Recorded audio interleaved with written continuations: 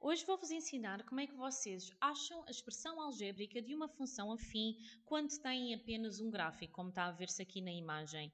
Eu tenho uma função afim, uma função linear, que é decrescente e eu sei que ela é decrescente porque à medida que os meus valores de x aumentam, os meus valores em y diminuem, ok?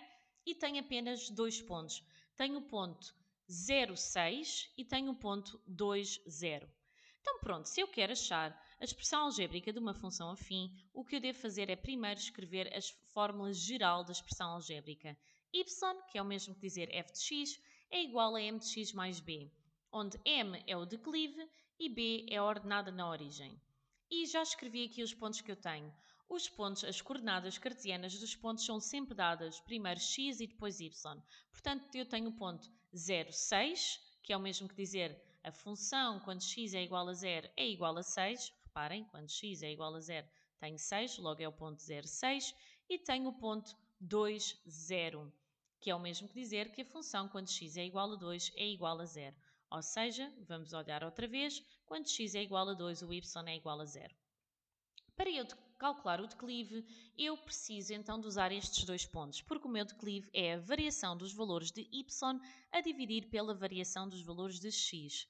E eu tenho aqui, então, que a variação do valor de y menos sobre a variação do valor de x será y2 ou y final menos y1, y inicial, a dividir por x2, o x final, menos o x1, que é o x inicial.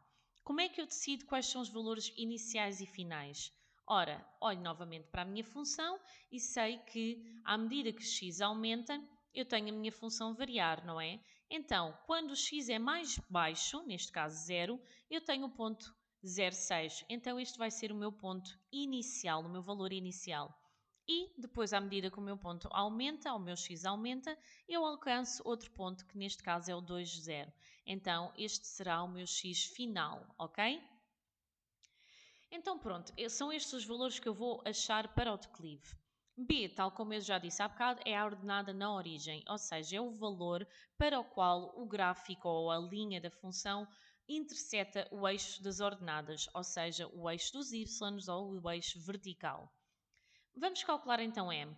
M é igual à variação de y sobre a variação de x, que será igual, atenção outra vez, ao meu ponto final menos o meu ponto inicial. Então, 0, o valor de y no meu ponto final, menos 6, o valor de y no meu ponto inicial, a dividir pelo 2, o meu ponto de x no ponto final, menos 0, o meu ponto, ou o meu valor de x no valor inicial.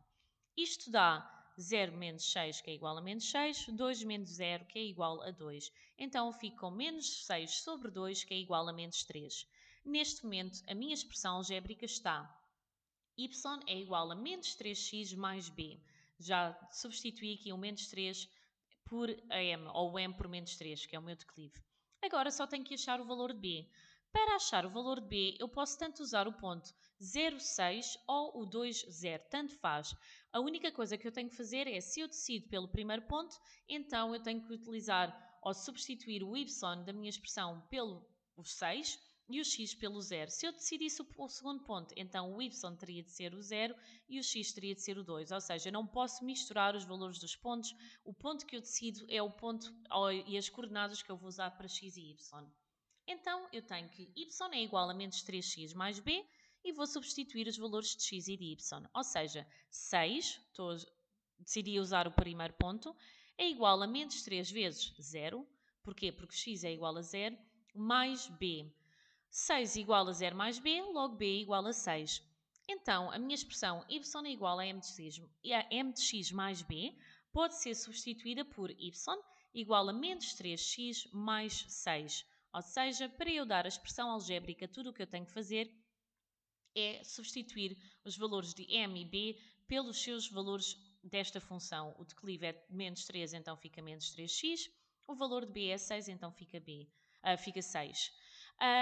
O 6, lembrem-se, é a ordenada na origem, ou seja, é o valor de y quando x é igual a 0, e eu poderia ter visto isso logo no gráfico, mas eu ensinei-vos a calcular de qualquer forma, e eu tenho que o meu declive, a minha inclinação é menos 3.